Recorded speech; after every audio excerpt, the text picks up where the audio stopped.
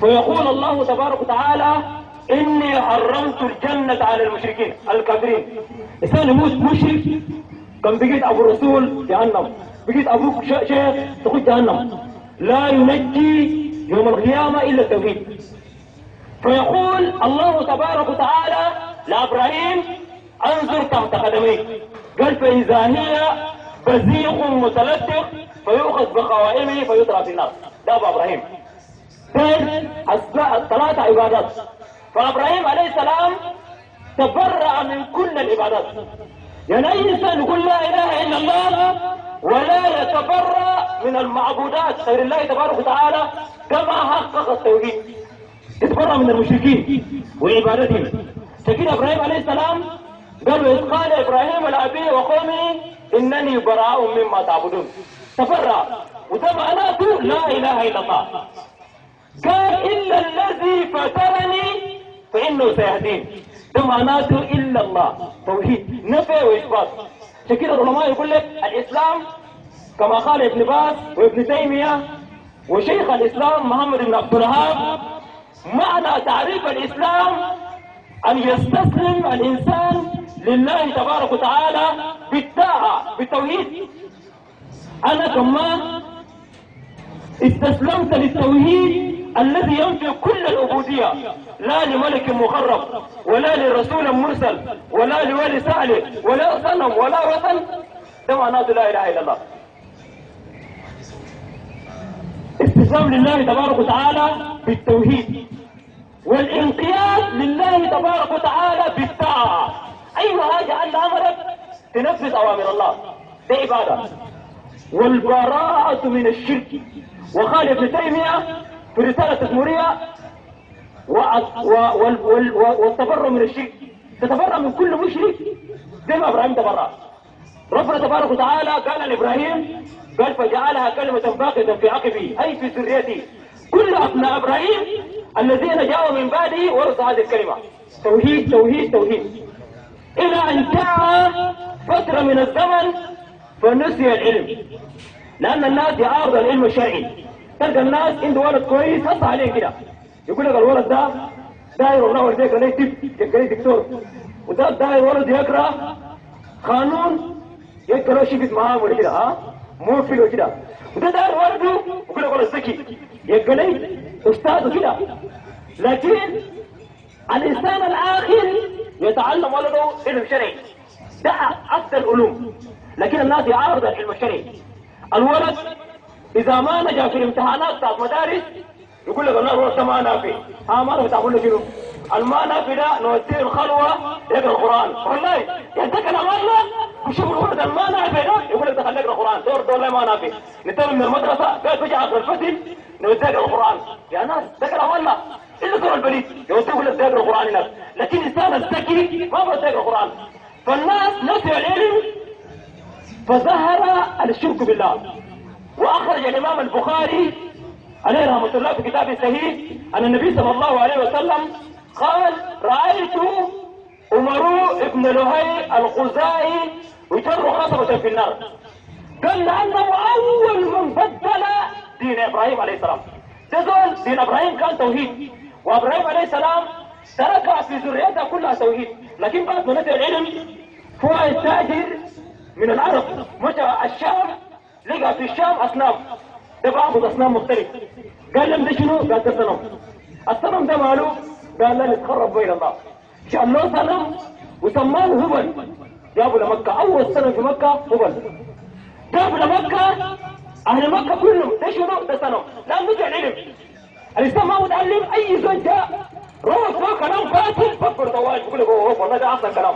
تفرق الزين بس زي ما مدرسة الدجال ده تقف في التلفزيون يلوك لك القاتل ويكتب شبهات وانت جاي ساكت والله ده اكبر عالم وانت بتصير هوا. لكن الانسان اذا كان في علم شرعي وحي من الله تبارك وتعالى الناس بتكون في سلامه.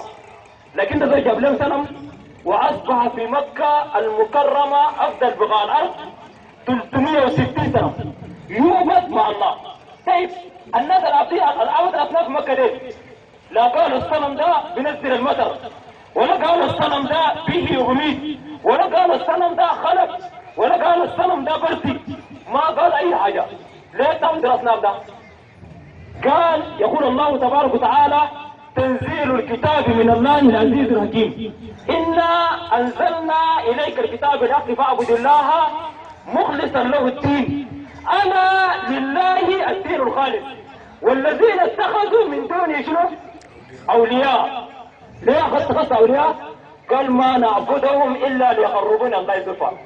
عشان كده المشركين كما قال الامام محمد بن عبد الوهاب في كشف الشبهات، قال ان المشركين في مكة كانوا يعلمون ان الله الخالق والرازق والمدبر.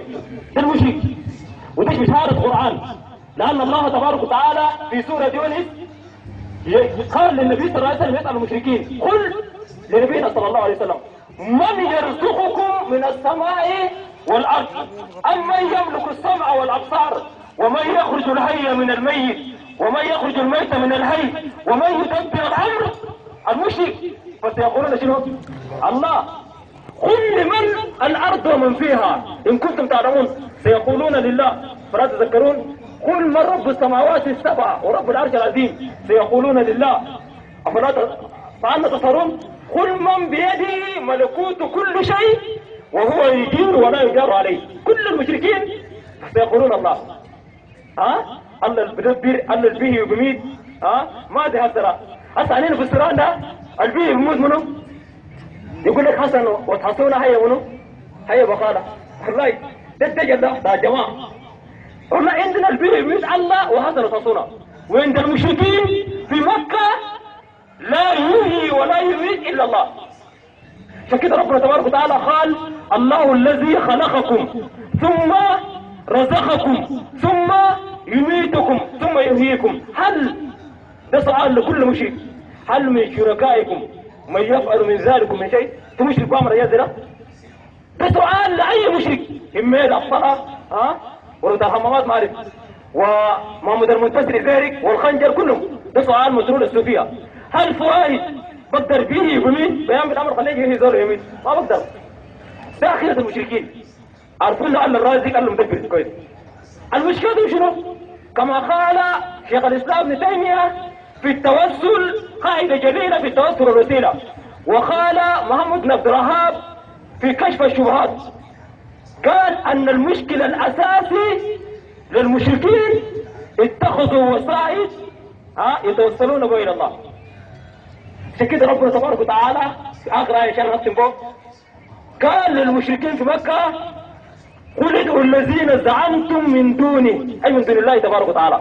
الوسائل دي لا يملكون كشف الضر عنكم ولا شنو ولا تحويلا. لا بقدر بكشف الضر ولا بقدر بحوله.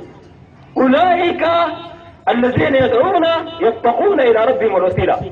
قال شيخ الاسلام ابن تيميه في قاعده جليله في التوسل والوسيله، قال ان من الناس من كان يعبد الانبياء زي النصارى عبد عيسى عليه السلام وامه، وبعض الناس عبد الملائكه، وبعض الناس عبد الجن. فربنا تبارك وتعالى قال: قل ادعوا الذين زعمتم من دوني لا يملكون كشف الضر عنكم ولا تحويلا.